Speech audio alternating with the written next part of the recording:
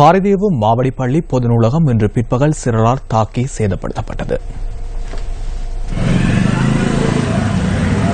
மாவடிப்பள்ளி பொது நூலகம் இன்று மூடப்பட்டமைக்கு எதிர்ப்பு தெரிவித்து சிலர் இன்று காலை ஆர்ப்பாட்டத்தில் ஈடுபட்டிருந்தனர். கைத்தொழில் மற்றும் வாணிப அலுவல்கள் அமைச்சர் ரிஷாட் பதியுதீனால் இந்த நூலகத்திற்கு 6 லட்சம் ரூபாய் பெறுமதியான பொருட்கள் வழங்கப்படவிருந்த நிலையில் இன்று நூலகம் மூடப்பட்டதாக கவனஈர்ப்பு நடவடிக்கையில் ஈடுபட்டவர்கள் குற்றம் சாட்டினர். இந்த நிலையில் இன்று பிற்பகல் அமைச்சர் ரிஷாட் பதியுதீன் மாவடிப்பள்ளி பகுதிக்கு சென்றிருந்தார். இதன்போது அமைச்சரை அவரது ஆதரவாளர்கள் சுமந்து சென்றனர். எவ்வாறாயினும் நூலகத்திற்குள் பிரவேசிக்காமலேயே அமைச்சர் ரிஷாட் பதியுதீன் அங்கிருந்து வெளியேறி சென்றதாக போலீசார் கூறினர். சிலர் நூலகத்திற்கு சேதம் விளைவிக்கும் காட்சிகளை அங்கிருந்த ஒருவர் கையடக்க தொலைபேசியில் பதிவு செய்துள்ளார்.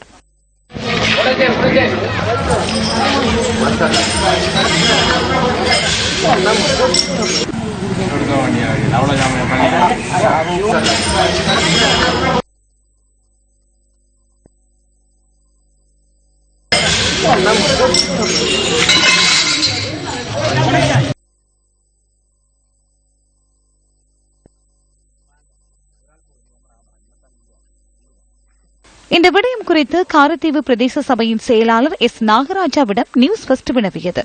பொது நூலகத்தில் இன்று பிற்பகல் நிகழ்வொன்றில் கலந்து கொள்வதற்காக அமைச்சர் ரிஷாட் பதியுதீன் வருகை தரவுள்ளதாக மாவடிப்பள்ளி பிரதேசத்தில் உள்ள அமைச்சரின் இணைப்பாளர் ஒருவர் தனக்கு நேற்று தொலைபேசியூடாக அறிவித்ததாக பிரதேச சபையின் செயலாளர் கூறினார்.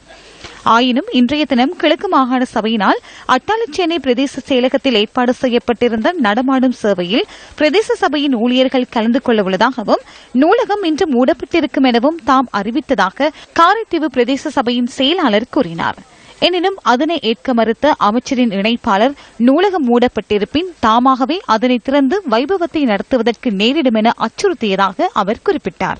இந்த அச்சுறுத்தல் தொடர்பில் சம்மாந்துறை போலீஸ் நிலையத்திலும் கிழக்கு மாகாண முதலமைச்சரிடமும் முறைப்பாடு செய்திருந்த நிலையிலேயே இன்றைய சம்பவங்கள் இடம்பெற்றுள்ளதாக காரைதீவு பிரதேச சபையின் செயலாளர் எஸ் நாகராஜா தெரிவித்தார். இதேவேளை மாவடிப்பள்ளி பொது நூலகம் சேதப்படுத்தப்பட்டமை தொடர்பில் முறைப்பாடு பதிவு செய்வதற்காக காரைதீவு பிரதேச சபையின் செயலாளர் சம்மாந்துறை போலீஸ் நிலையத்திற்கு அழைக்கப்பட்டுள்ளார்.